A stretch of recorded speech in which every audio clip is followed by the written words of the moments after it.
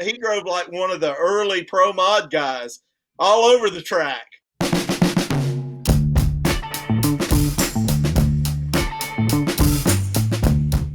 Barrett Green, I don't know how it is that they've let us do 10 whole episodes of this show, but this is it. This is number 10. This is the final episode of the season or ever. I don't know. Any bets as to whether you think they're going to let us come back for another season of Drag Racing Friends? You know, it's like Scotty Cannon said with that first Top Fuel winged Willys that he had. He went over to the photographers and says, y'all be careful. I don't know which way this bitch is going to go. That might be the show. That is exactly us. Every single episode. Oh, my God. Well, on this episode, because it's the last episode and some stuff went kind of sideways, here's what we're doing. We are going to discuss the entertainment value of drag racing, right? Different kind of classes, different kinds of races. How entertaining are they really to the racers versus the fans? And hey, you know what? If we want to get in there and critique and, bitch and moan and say this racing would be better if they just stopped doing this, I'm totally fine with that. Barrett, if you don't argue with me or if I don't argue with you at some point during this episode, I'm disappointed. Our special guest, the one and only Bobby Bennett from Competition Plus, is down over there. He's over there. And Bobby is... Bobby has seen it all because he's been doing this for like 164 years. He's completely bionic. There's nothing left that's the original Bobby. He's had like 16 facelifts, all this stuff. He's so bionic, the COVID couldn't kill him. I mean, I'm just saying. It tried to. I'm telling you what. Well, I'm going to start off by saying, as everybody knows, I grew up in the drag racing world, and I love all kinds of drag racing. But when I was growing up, you were a drag race fan, right? And you had favorites like, Funny Cars are my favorite, or John Force is my favorite, or whatever. But you were a drag racing fan. Nowadays, drag racing is this giant envelope, and within that are radio races, bracket races, No Time, Grudge, No Prep, Big Show, as we call it, NHRA drag racing, etc. So now people are like fans of one and maybe not any of the fans other. of the other. Yeah, and that makes it so that it's weird, and they have all these different reasons for it. I think that some of it is because of the kind of entertainment that it brings to you, but we're going to discuss that today. Well, it's kind of like back when you were a kid. I know y'all were still inside your daddy in the 1970s when I was growing up, and it's like you go to grandma's house and she makes whatever she makes, and that's what you got to eat. Yes. And well, today grandma's got a whole full line buffet at her house. And so you can eat pretty much anything you want. But back then you ate what she cooked, or you didn't eat at all. And that you're right. That's a great analogy of the drag racing world, because back then what you had was NHRA and IHRA, whatever, major sanctioning bodies, okay, who all were running very similar classes, so racers could race in multiple sanctioning bodies. And then and so the only difference was divisional races, or what they now call regionals for some reason, points meets, as we used to call them, sportsman drag races, and then the big show where the fuel cars were at. And the pro stockers. That was the difference. Yeah. But you didn't have anything else unless you were going to your local track for a Saturday night show where they brought in, John Force and Dencham or whatever to come do a match race, right? That was that you didn't have, there's a drag radio race happening here at XRP this weekend and a, NHRA regional race at Ennis. That wasn't happening back then. Right. In some ways, it was purer back then, it was. I mean, and the thing is back then you were limited on your entertainment options. I mean, okay, guys, it's a proven fact. I'm old. Okay, two best things to come out of '67 was me and the Camaro. Okay, yes, I'll agree with you on that. You know, back then we didn't have color TV. We had 3 black and white channels. We would not. My dad. You were the remote. My dad was the type of guy that would buy a brand new truck and drive his old truck around when it broke down because he didn't want to put any miles on his new truck. Right. Yeah, that's the way he was. But he was a Depression era child. Right. And you know, today in drag racing, I just really think that we take for granted what we have. They don't know what it's like. The Fox program. Oh, it's late. The ESPN's late.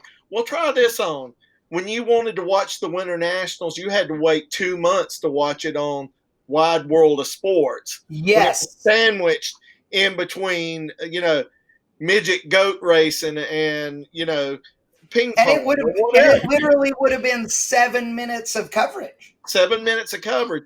Or when you looked in your national dragster to see what who won what syndicated television show or television station it was going to come on for the NHRA Gator Nationals coming on Channel 7 at 5 o'clock on Sunday afternoon. Right. You know, that we take that for granted. We take for granted that we got NHRA.TV, and I only do one live stream event a year. Right. Ask me why I only do one live stream. You probably already know the answer. It is. Yes. I don't need that headache, but once a year. And, you know, I think, you know, we take that for granted. I mean, it's too many options. You could thank the internet for it, whatever, but life has changed. We became that faster society that we wanted to be. Well, so, you know, before we go further, okay, we should watch, because this goes right into the next segment.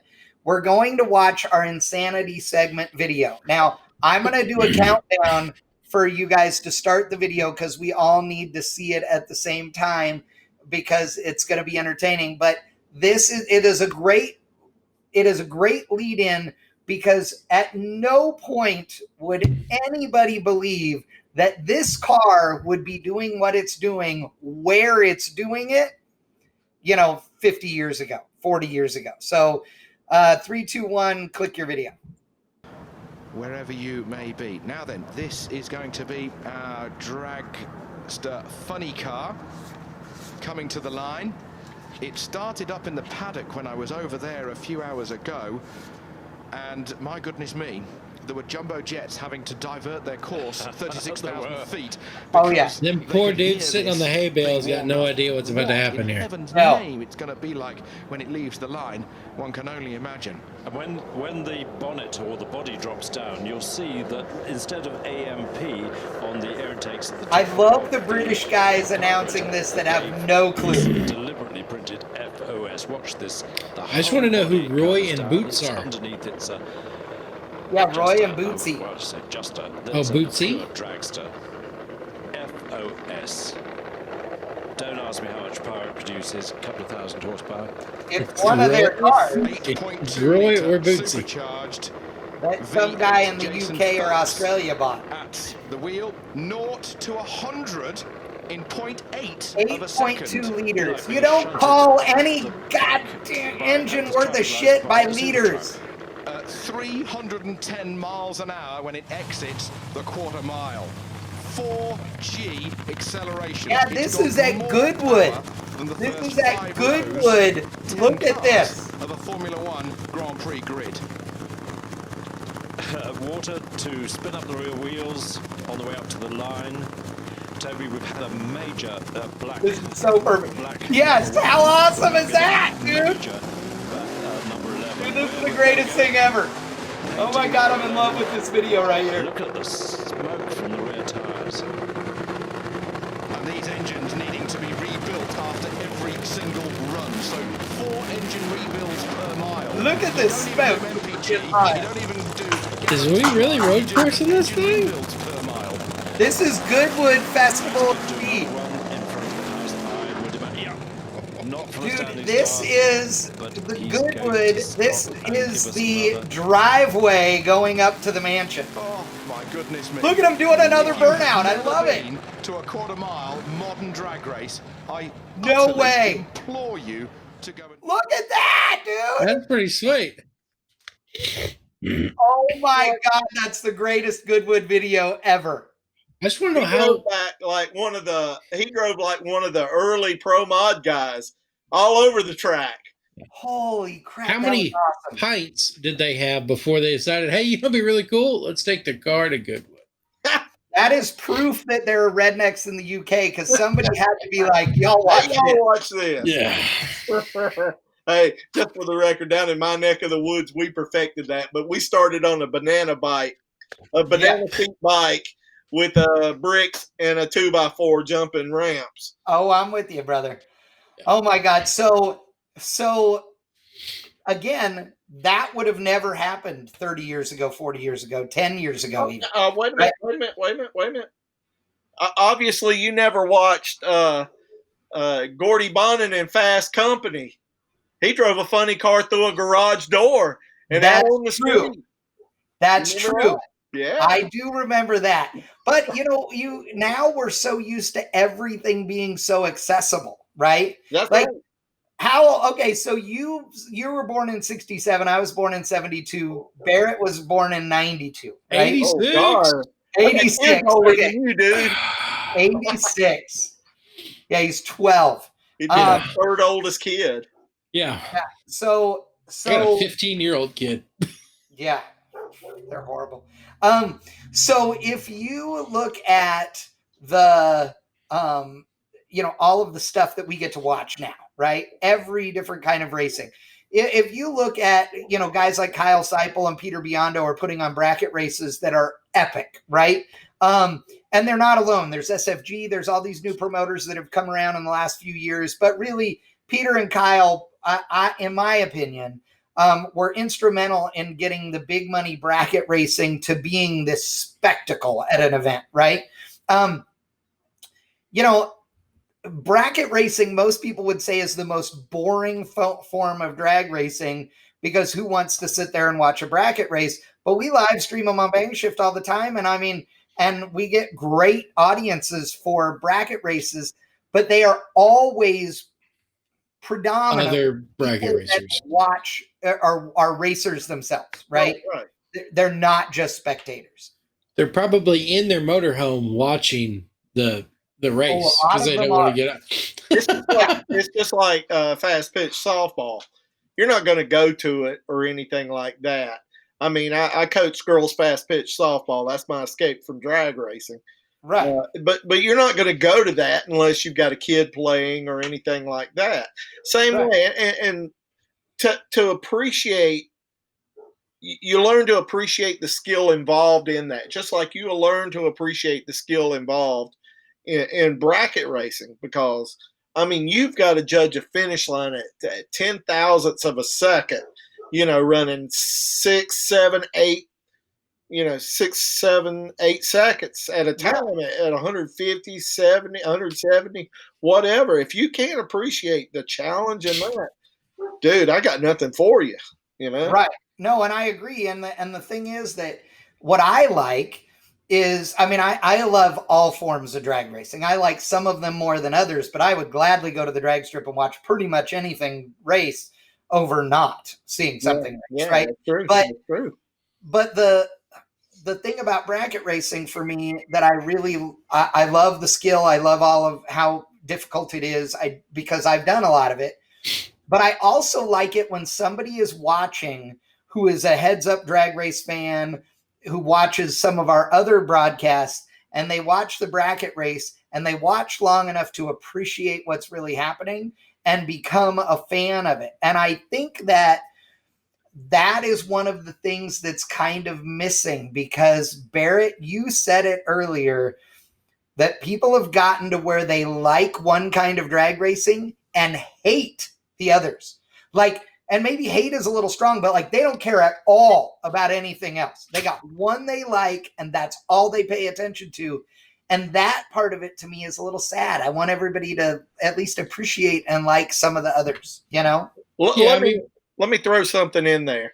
You remember when I said it's like going to grandma's house and eating Sunday dinner, you eat what's made there. You know, so you learn to appreciate pinto beans. You learn to appreciate salmon patties or country fried steak. I love me some salmon patties. All of these, you're like making me hungry, dude. Yeah, that's what I want to do right now. The thing is that when I grew up in the 70s, watching the drag racing, I learned to love sportsman racing because I love modified eliminator. I love the 50-pound flywheels, the 30-pound flywheels, heavy flywheels, and wind them up. But yet I really enjoyed watching the guy with the 5-second 8th mile Monza running down the 7-second Malibu. I mean, I thought that was the greatest thing in the world. But and as well, the funny cars, the pro stocks, and everything. And everybody says, well, you know, 8th mile is just half of what real racing is. You're an idiot, okay? You're an idiot. How is this and mind you this, I was not the average 12-year-old, okay? We can all agree on that. I'm not the average 53-year-old, okay? No, you are not. So I would get National Dragster, and an F-gas Corvette at my local track would run a 650, okay? So if he ran a 650 in the 8th mile, I look on the index is a 640. Then I'd look at what the quarter mile index was what, maybe a 10 flat. Yeah, I was going to say 10 to it.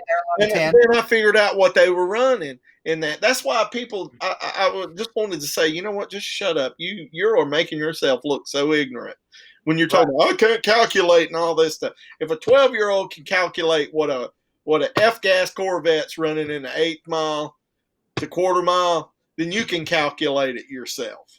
Oh, yeah. But that's me and my soapbox. Yeah.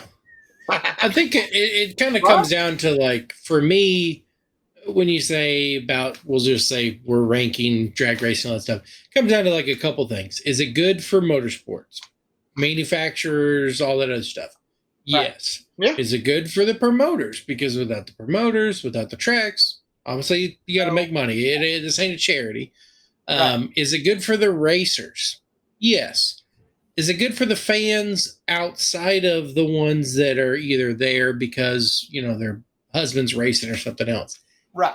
You know, you're going to see some regular people. They're just going to be like, hey, man, you know, that's my buddy or whatever. I ain't got nothing going on. I'm just going to go, you know, cook out or whatever. Yeah. But other than that, even, you know, bracket racers are like, yeah, there's nobody here. Yeah. Right. And you know, the thing is that I learned a long time ago that you can't be a victim if you're a volunteer. And if you don't like what the promoter's paying, don't race.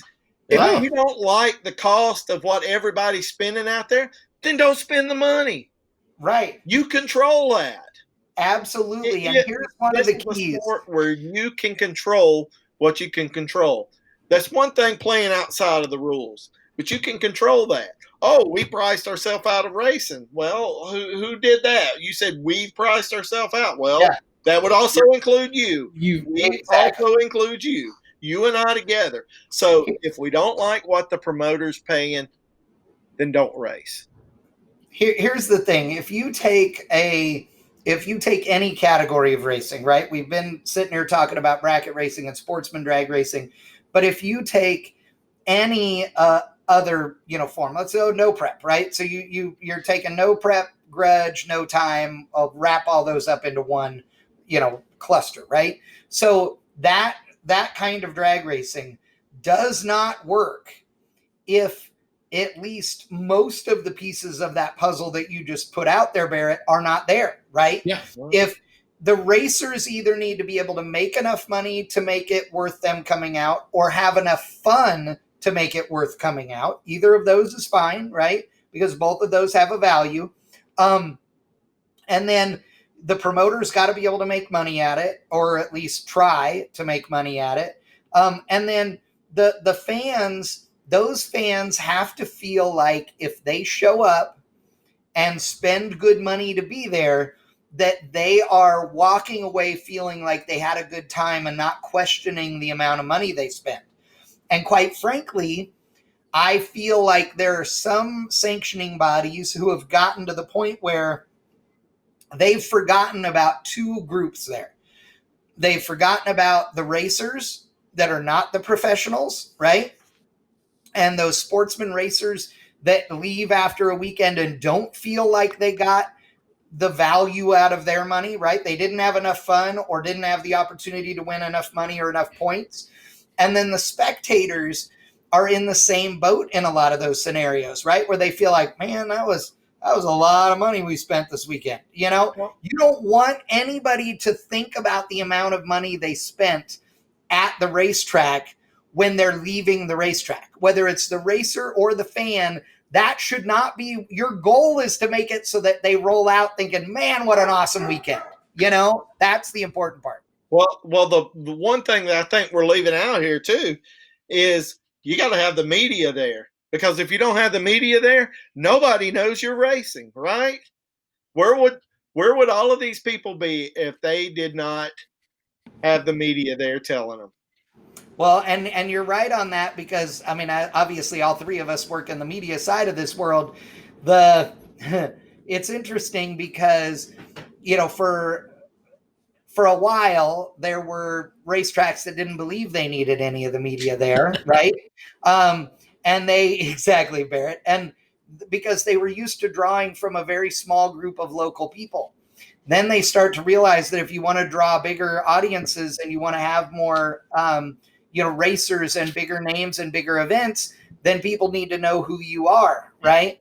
And, you know, there has always been this argument with racetracks that go, oh, I don't want to do a live stream. They're like, Chad, I don't want to do a live stream because it's going to impact my ticket sales and I'm going to lose out on ticket sales and people are not going to be there. Now, you are exactly right. I do not believe that for a second. I understand the logic. I understand the thinking.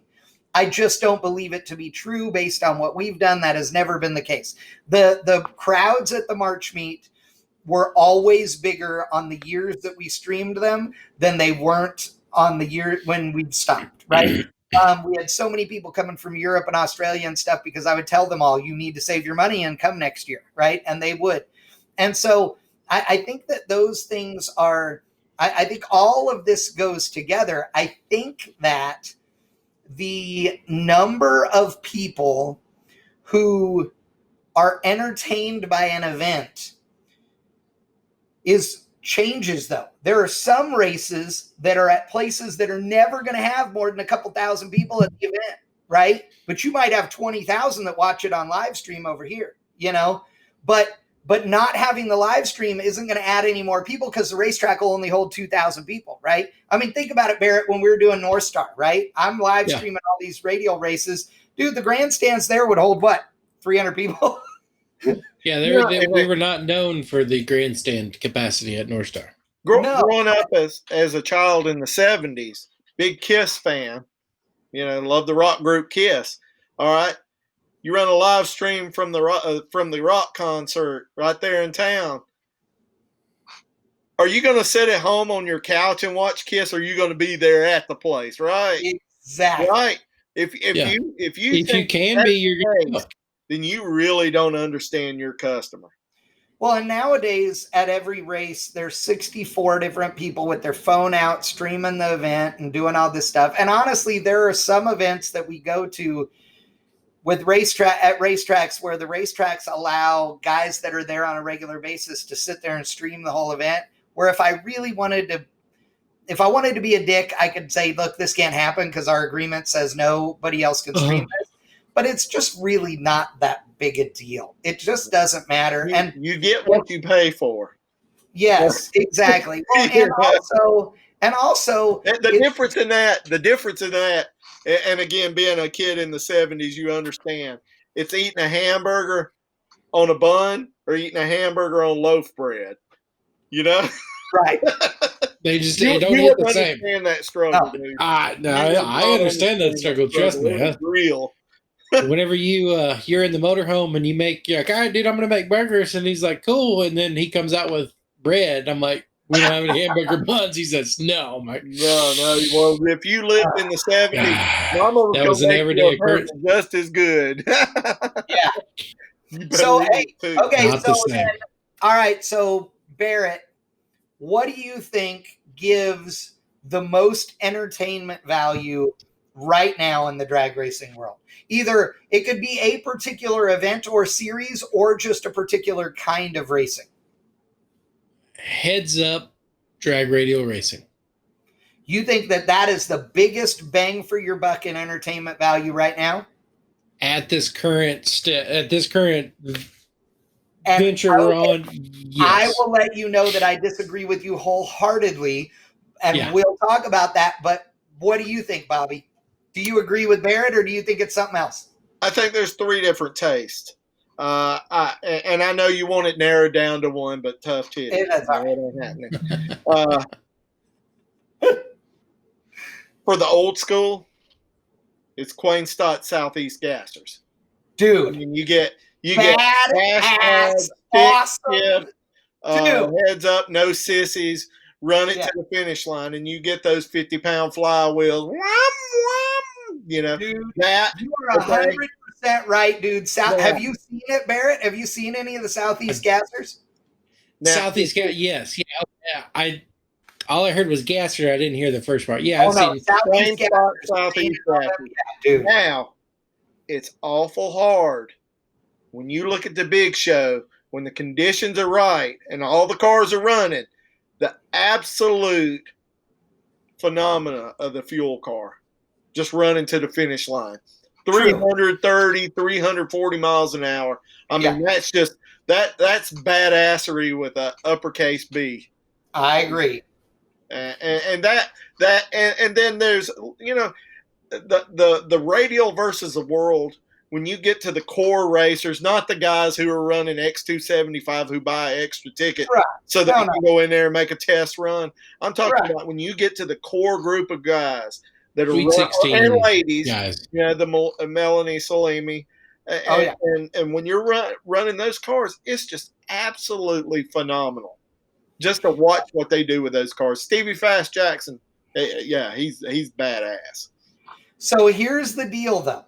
So I love radial racing. I'm a fan. I love participating in it. I love it. Lyle and I have had a bunch of conversations about this. Yeah, you can have your VIP badge up there, whatever. That's cute. That's what you need when you're not racing. That's fine.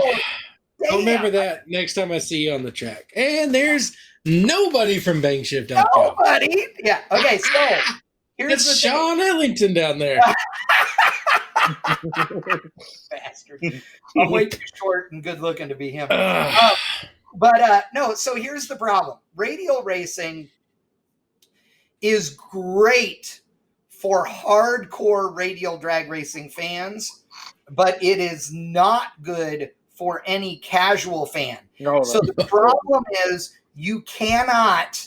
Okay, if I'm the radial fan, I cannot bring my wife and kids to a radial race without them losing their minds and wanting to kill you, because you have a tractor going down the racetrack as often as you have a race car. So unless you truly appreciate the performance things that are happening on the racetrack, you're going to miss out. There's no pedaling, there's no none of that. So there are sometimes shenanigans with big wheel stands and all that stuff, but in the grand scheme of things, it's either spin or win, and that makes it tough. Now, that does get better with an event like Sweet 16, where you know that everybody there is capable of making it down the racetrack. Absolutely agree with that. But I believe that radial racing has not done itself any favors in the amount of prep that goes on when you're talking about an event like Ducks Race, right? I think that radial racing from a spectator perspective would be better at a racetrack that had good prep, but not flypaper prep, if they put on a show where you're getting cars running down the racetrack, you know? Well, the thing about the Sweet 16 is that's an absolutely great race, but man, you do get beat down when you get around the Q15 session, you know? Yeah. Q15. If you haven't made it down the track in 15 sessions, then dude, come on. Well, and I agree, and that's one of the things too that, you know, that's another topic. But the no prep world, you know, the racing off the trailer, dude. if you talk to anybody that owns a drag strip in the country, they'll tell you that no prep is the greatest thing that has happened to them for two reasons. Number one, it costs them way less money to put on the race because they don't have to spray a bunch of glue on the racetrack, right? So that one's good, right? The crowds come, all those things. The other thing is every single one of those, every event results in at least 2, if not 5 track rentals, because there ain't a car out there that can make it down the racetrack off the trailer without a lot of testing. So they do so much more testing at all these drag strips than they ever did before. Dude, XRP, they run tests at XRP almost every day of the week now. And the number of guys that are there, they rent it in the morning to no prep guys. Those dudes are gone. And the next guys come in the afternoon. So nobody sees each other's stuff. Like, it's a whole thing. Dude, Clyde is like counting the money. Dude, him and Galen are like, yeah, no prep, no whatever. Dude, y'all are the testingest sons of bitches we ever saw. I was watching no prep before it was cool. That was back in the 1970s watching fuel racing. That's what it was. Exactly. I was gonna say, we called it King of the Hill around here. Like, In Texas, King of the Hill was the deal. Absolutely. I've never figured out how you have no prep racing and then you have traction control. Doesn't that kind of kill the whole deal? Hey, you know, beer money is another tool. Beer money has turned into our little no prep, wonder. And we've won a bunch of stuff with it. Well, dude, it's got Davis box on that bastard. And let me tell you, it works.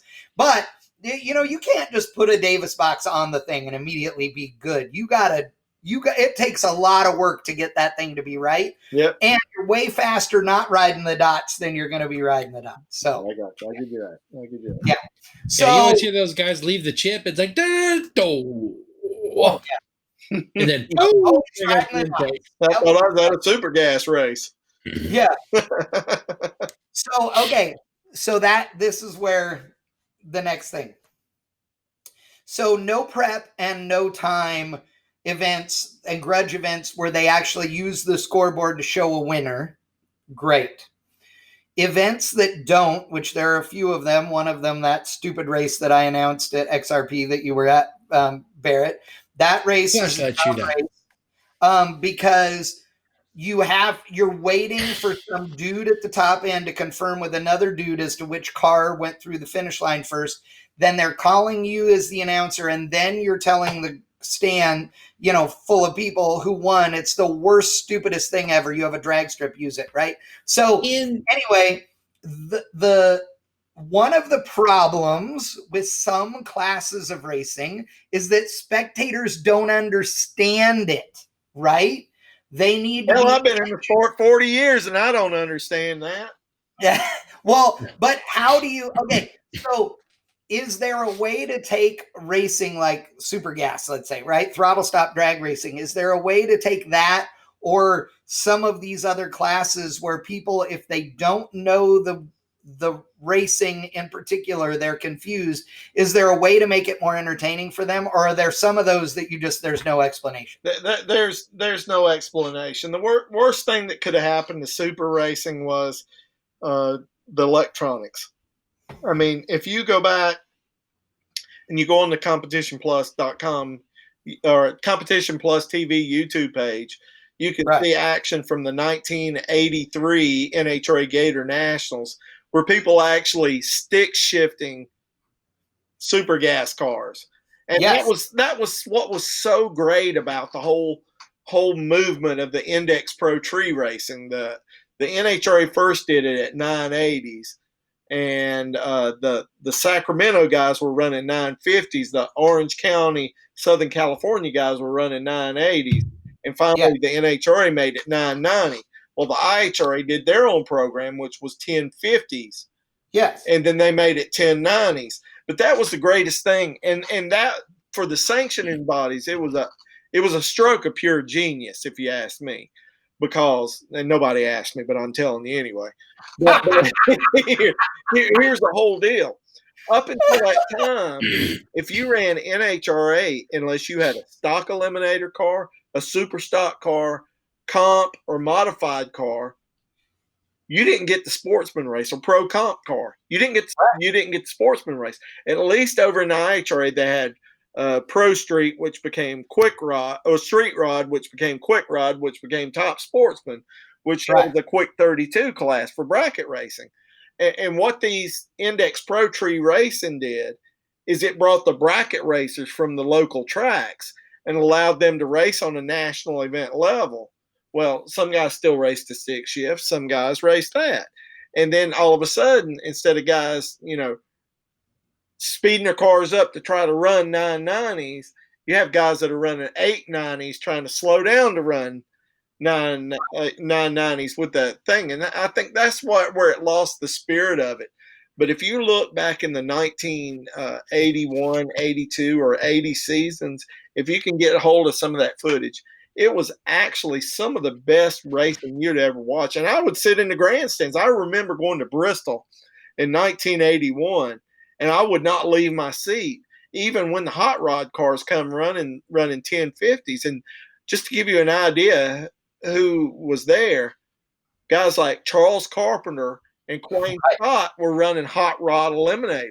Yep. And so it was a pretty neat deal, because all of a sudden these guys didn't have to run modified or super stock. They could run this and bring their bracket cars out there. Somewhere along the line, it advanced. You call it, my words are escaping me right now. Evolved. Evolved, yeah. It evolved, but sometimes evolution isn't better. Well, I'm with you on that, because, I was born in 72. I was, at Fremont Drag Strip a jillion times by the time I was 10 years old. And we ran stock eliminator.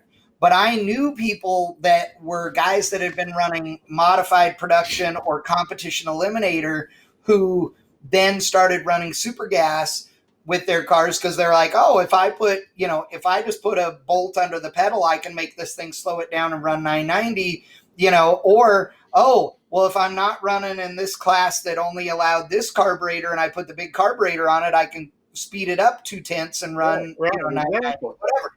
And so that was fun to watch. The spectators didn't care what the ET was. They just cared that it was close drag racing. But now when you get one that slows down and the things shut off and all that, I mean, Barrett, how many times have you been announcing an event or been at one of these big, at Armageddon or something, where the memorable run is not a fast one at all? It's the one where both guys spun the tires, they're out there pedaling it, and they cross the finish line right next to each other. That's all that people care about, right? The most memorable Armageddon race I've ever announced was my buddy Tim Oswalt clicks second gear and just shears the pinion shaft. Just like all the teeth just gone. Right. And there was this 5th gen Camaro that had problems backfiring off the line every time. Well, it backfires. Well, Oswalt started to slow down, and he's probably 200 foot out or whatever.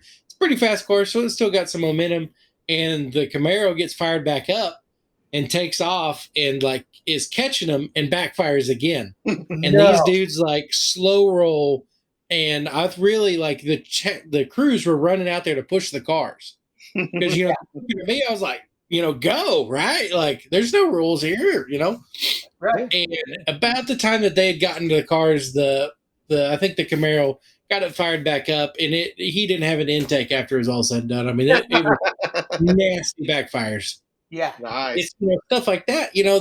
That's the memorable things. Like, these guys were willing to run out there and push their buddy across the finish line, and and then it's like, oh, but these guys were racing, side by side, 4-second passes. Like, yeah, it's cool, but I mean, these guys are in it to win it right here. See, one of the things is, and we go back to the 70s and 80s, is that when we did have oil downs, because we lived in a different society, you either got a strip show out in the stands, or you got drunks fighting, or I'm telling you, I'm working on a story that we're talking about. Everybody thinks the Brainerd Zoo is the wildest thing. Man, that romper room or whatever you want to say it, Mr. Rogers' neighborhood, compared to Bristol and Rockingham. You know, when you talk about the entertainment value, where else can you go but Rockingham to see a one-legged man and a guy get in a fight? You know, what's the track? I think somewhere on the West Coast that has like a whole nother upper. It's called the Hill or something. Is the party place? We had the Hill at Bristol, and there would be drunks turning cartwheels down. You know, right between Mount. Yeah, this is like the camping area is away from the track, but that's where you. That's Brainerd that he's talking about. They call it the zoo. The zoo. Okay. Dude, I can't tell you half of the stories I know from the zoo because we have to protect the guilty. Yeah. It's bad. But okay, so here's the thing. You know, the big show, NHRA drag racing, has always been about the performance milestones, right? Forever. That's always been what they really pushed and what they highlighted and rewarded racers for, right? But in the pro stock category, it then became, especially after everybody got to 200 miles an hour, it became how close the drag racing was, right? Now we fast forward to today, and we have all this no time racing that's happening, right? I've been saying for years, nobody cares what the ET is. They just care that it's close and fast feeling. Well, a top fuel car going down the racetrack is an insane sensory overload, which is what gets people. If you flashed a 5-second ET or a 2-second ET on there, that doesn't change the sensory experience of it. And that's the important part. In the no prep or no time world, when they're not throwing times up on the scoreboard, you and I might know, oh, dude, that looked like a 430 hit right there. But the guys in the grandstands don't care. They're like, oh my God, they were hauling ass and they went through the stripe right next to each other. And you know that it's good because nobody cheers or shouts or oohs and ahs when somebody wins the race by 3 or 4 car lengths. They do it when it's close enough that they have to look at the scoreboard to be sure of who actually won. So is what is the entertainment value to me. Yeah, you were talking about the flashlight deal, and it's supposed to be a street race. That's why it is. Right. But when you said you have to wait for the call, right? Right. Just like you see the instant gratification, also there's the anticipation. One of the races at Armageddon, Birdman was, just kicking the dog shit out of everybody. Right. It's like, if Birdman loses, he still don't lose type stuff. I mean, like just, everything. Right. Oh, blew the intake off. Well, they got it ratchet strapped back together and he's still kicking everybody's ass. Right. He's racing Comstock and they go down there and I can hear it, but Birdman's car is just not shifting. Like it just don't, you can hear him try to pedal it to get to shift and it don't shift. And then I guess he goes from, I don't know, somehow or another, I think he just goes to high gear, like third gear, whatever. But it's all of a sudden a really tight race. And then all of a sudden, you're like, well, who won? And I'm like, hold on, here we go. And you could kind of hear, whenever I had the microphone on, them say Dave Comstock by a fender. And then once I said that, I mean, it was like a 5-minute deal. Like, people are like, oh, he beat Birdman. I mean, there was people like calling their Mama, Dave beat Birdman. He beat him. He did, Well, he did. Oh, that's what made it awesome is because Dave, did what Dave shit normally does and gave a 4th of July fireworks shows that went across the finish line. So it was kind of one of those deals. Like you could see it kind of coming out the exhaust. I was like, oh, it's going to be good. As he was running them down and then all of a sudden, big fire across the finish line. Everybody's like, who won? Oh, yeah. Those are spark plugs. Let me tell you, drag racing through the eyes of a 13-year-old kid. When you see Warren Johnson in a 1981 Monte Carlo, which is unsafe at any speed, it was a true Ralph Nader special. Warren Johnson once described that Jerome Bradford Monte Carlo he drove as a perfect driver training car. If you made it to the finish line without crashing it, you were a driver. Right. And case in point, when they sold all 3 of those cars they had, every one of them crashed within 6 months. That's a true story. But the thing is that I think the numbers are all part of the package, because when I saw Warren Johnson come off the starting line on a single, because Harold Denton broke, he was driving Dino Don Nicholson's Mustang, and I realized you were like 9 years old then. You weren't even thought of yet.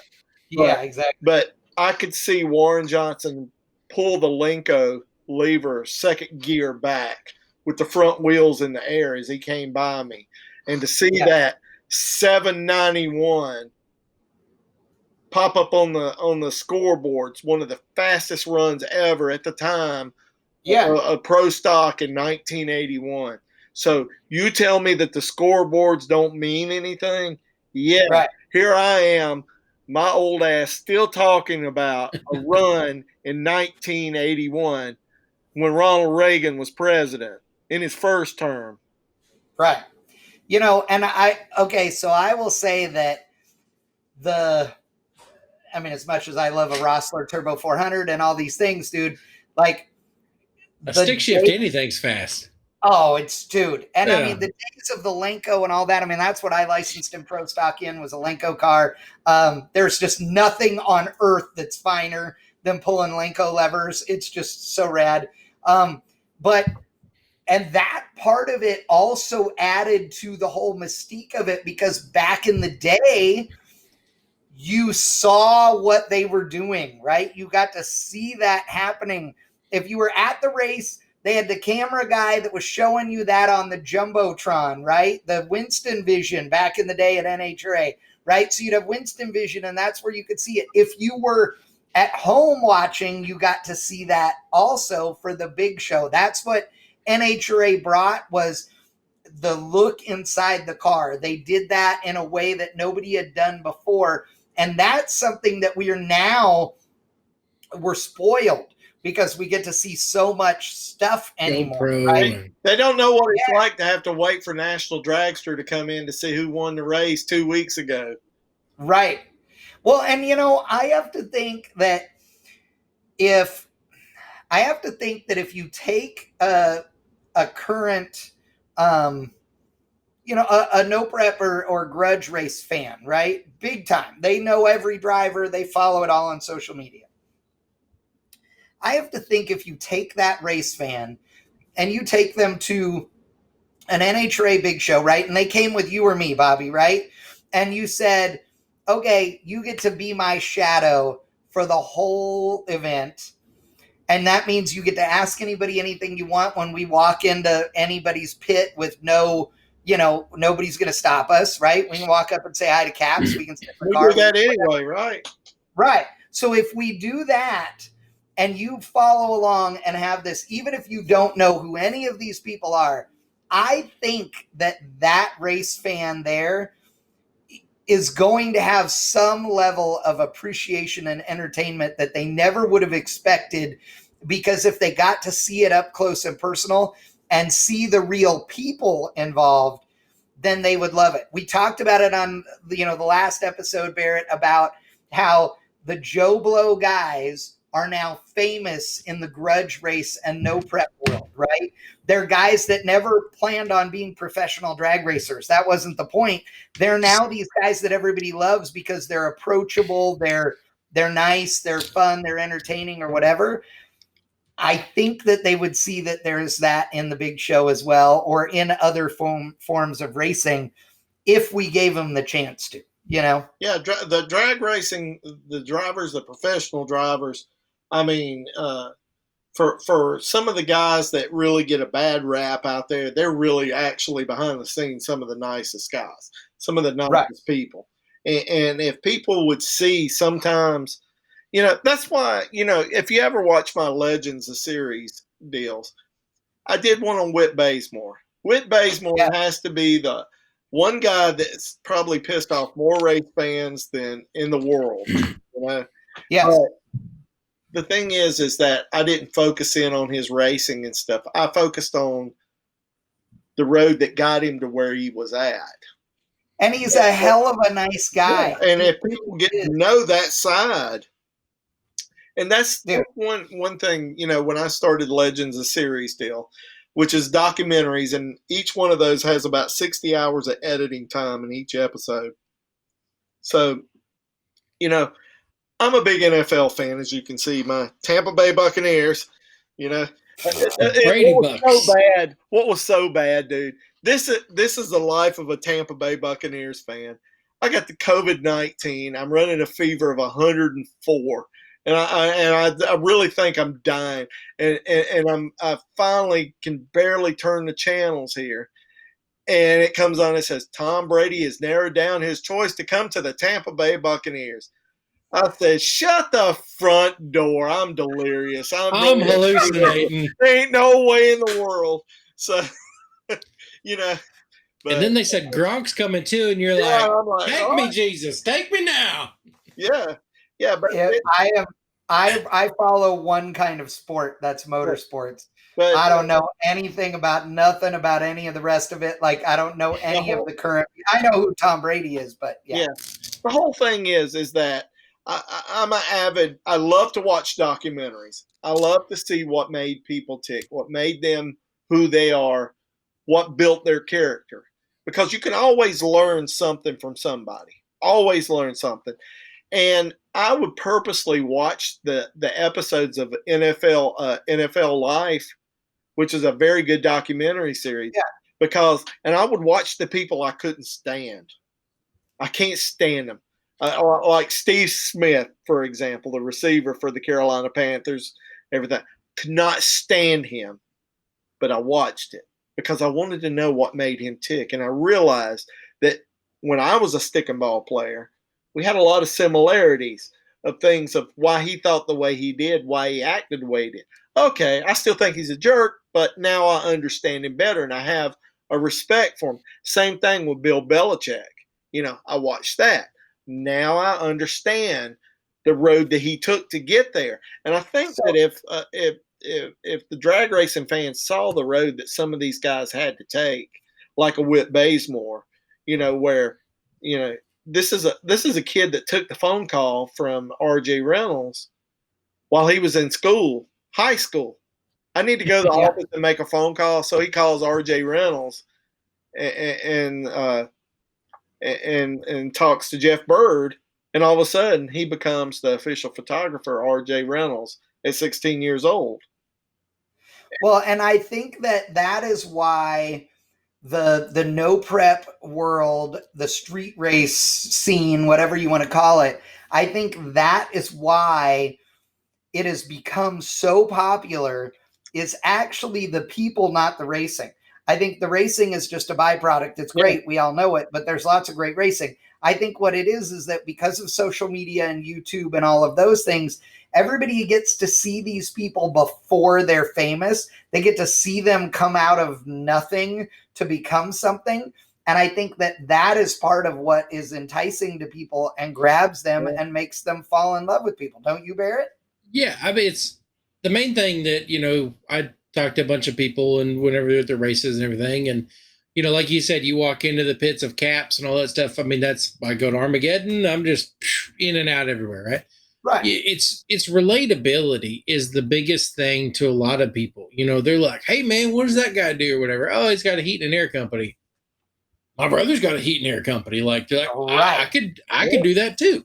Yeah, you go to some of the, and there's nothing wrong with being a professional team, John Force, Tony Shoot, like you had to work to get to where you're at there. But the only relation is people are like, oh, must be nice. Well, not really. You had to eat a whole spoonful of shit on their way up, everybody started somewhere.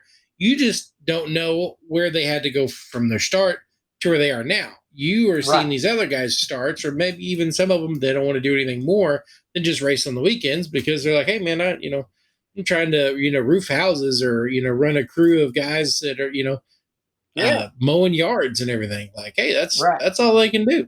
I remember that Bobby Bennett when he was selling prescriptions for his magazines, his little magazines, prescriptions for them. You know what I mean? I love that. I love that. Yeah. Well, I think that no matter what, even if I were to take over every sanctioning body, which I firmly believe would make all of them better, I still don't think that's going to make everybody love every single form of drag racing. I would like it, but I don't think so. I will say that I am, as we wrap this up, I am disappointed in some of the hostility that has come between the owners of certain series or sanctioning bodies or races or what have you, because some of these guys are talking out of their ass and don't know what the hell they're talking about, and they're just pure dumb luck has gotten them sometimes where they're at. And I think one of the keys that you said earlier, Barrett, at the very beginning was, is it good for drag racing? Right? Bobby and I have been doing this a long time, and you longer than me, Bobby, but we both agree, and we've had many conversations about doing this because you need to make decisions in your business that are not only good for your business, but also good for our industry, right? Yes. So good for drag racing, good for the automotive aftermarket, et cetera, et cetera. I do think that in the long run, the people that care about more than themselves are going to be the ones that are successful for longer. I believe that there are some big name guys that have been doing this the last few years who do not care about the industry and who are not as good for it as they may think in the long run. But, right now we are lucky to have more drag racing than has ever been. I mean, other than because of COVID. Generically speaking, we have more drag racing, more drag strips, more everything in the country to go to than we've ever had in history. And it's pretty easy for everybody to get mad and go, oh, man, all the tracks are closed down. That's just not the truth. And so, go support your local drag strip, man. Go to a race. Find out what racing you like. Maybe you like bracket racing and your wife likes heads up. Whatever it is, we don't care as long as you go and see it. Yeah. The thing is that, everybody talks about the golden age of drag racing. I don't see how you cannot look at today's drag racing and see that it's not the golden age of drag racing. I mean, you got drag racing. I mean, how many times can you look on YouTube and find drag racing? You look back. I think that we have short-term memories. We just don't have long-term memories is what I'm trying to say is that we don't remember all that downtime and the heat back in the 70s when the Blowtown shaker would oil down the track from start to finish and we had to go out there and push broom clean it. I mean, for 2.5 hours. And I think that, which you could probably get that at a nostalgia race today. The only thing that hasn't changed with nostalgia races is that there's still 2 hours of downtime. Yeah. But it's you got to look and appreciate at every bit of it, and you look at the promoters and everything. They're all competitive just like we do. They don't have to have a race car. They have a series. They have all this. And they're very much competitive, and I can't blame them. Heck, we're competitive in the racing magazine, the internet magazine, Right. I mean, look how far it's come from, in 1999 when I went to sell an ad to a guy, for Competition Plus, back in the day, he says, how are you going to sell me an ad for a magazine I can't take to the crapper with me? Yeah. And then I'm like, well, one day you'll be able to read it in the palm of your hand here. And he says, I don't see this internet thing catching on. Yeah, okay. And here we are 20 years later. And I've always said that working on the internet, these guys said, well, I worked with Peterson Publishing for 20 years and all. I said, well, good. Happy for you. But when you work on the internet as compared to print magazines, it's like dog years. So I've actually been working 140 years because every day is deadline. You don't have once a month. Every day is deadline. And if you have a story that's a week old, that might as well be 2 months old in the print. Yeah, it doesn't even matter. And so it's just that's the way the sport has evolved. And I appreciate what you guys do. And everything. And I appreciate all the different kinds of racing. It might not be my favorite thing, but I appreciate the skill that it takes to do it. Well, and you know, I think that's the key. I think that drag racers in general, you know, even if it's not your particular thing, it's somebody going down a racetrack, and that's what really matters. And you know, we've talked about a lot of subjects over this course of 10, you know, episodes, but I think that's the thing that we come to at the end of every episode is that while we may have our own opinions, we may have our own preferences or what have you, at the end, everybody is all about the drag racing, and that's all that matters. I mean, if you're into drag racing, I don't care if you like a Ford and no time, or if you're a Chevrolet guy, or even a Mopar guy, God help you. Then, you know, that's okay. We'll let it slide. I mean, look at Barrett. I mean, it is a thing, but we let it go, you know. Can't have all this sexiness, you know, it's gotta work. Just imagine not being able to see this, you know. I know. I can, actually, if I close my eyes. Thank God. Oh, what a sexy. Bobby Bennett, thank you so much for being a part of our show, Bobby. brother. We really appreciate it. Barrett Green, dude, thank you for being a great co-host. And to everybody that watched all 10 episodes, 10. Hopefully they'll let us come back and do more. And if they don't, then Barrett and I will just do it on our own. Screw it. It doesn't matter. Yeah, if you've seen all 10, slide me your login so I can watch a couple of them. Yeah, exactly, because we haven't seen any of them. So that is it, ladies and gentlemen, drag racing friends. All in, all done. Episode 10 is a wrap.